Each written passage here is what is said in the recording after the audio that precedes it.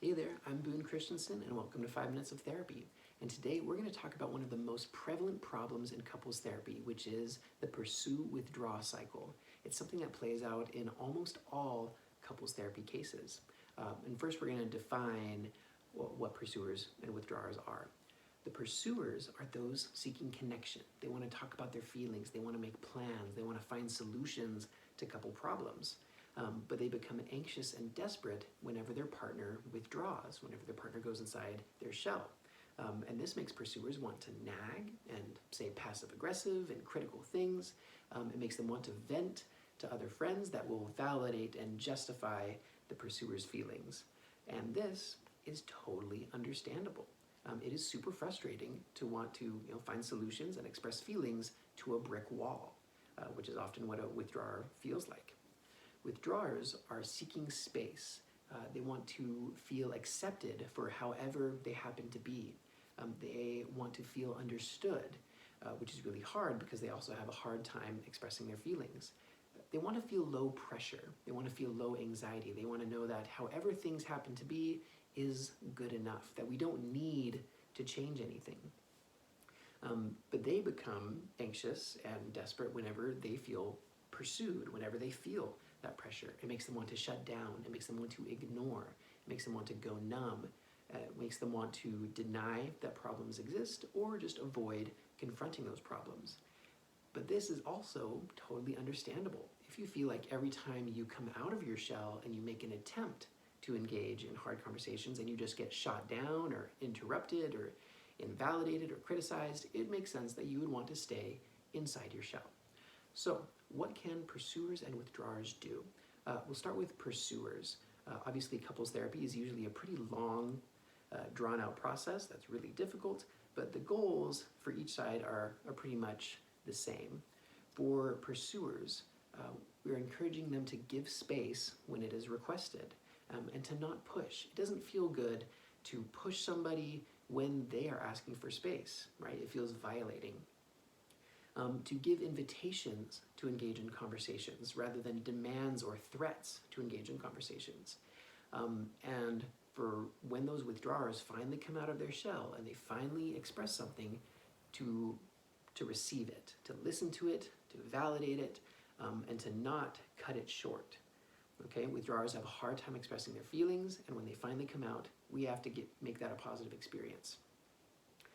Pursuers need to set boundaries. After you've done your best to invite this person to engage with you, and they're still not, you still have to continue your life. Okay?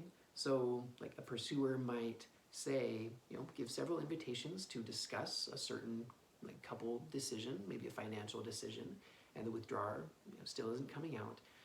The pursuer still has to take care of themselves, so they still have to make decisions. And this might lead the withdrawer to be angry and to eventually express feelings. And that's actually a great opportunity for the pursuer to receive and validate those feelings rather than say, well, you didn't want to talk about it, so I just went through with it.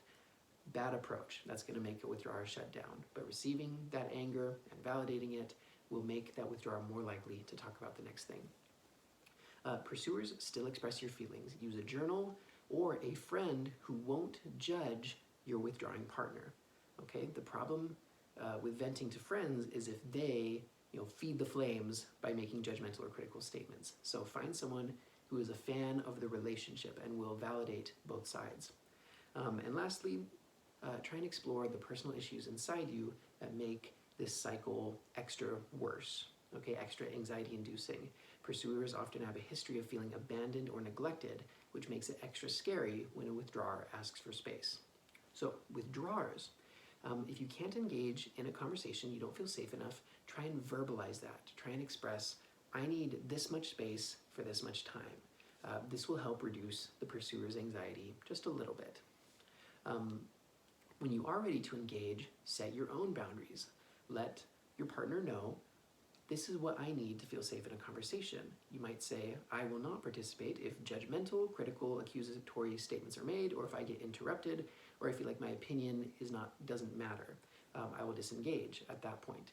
You can lay those ground rules. It's okay. even if you can't understand why your partner is making such a big deal of something, try and listen and validate without challenging it. Just listening to feelings doesn't mean that you have to change anything.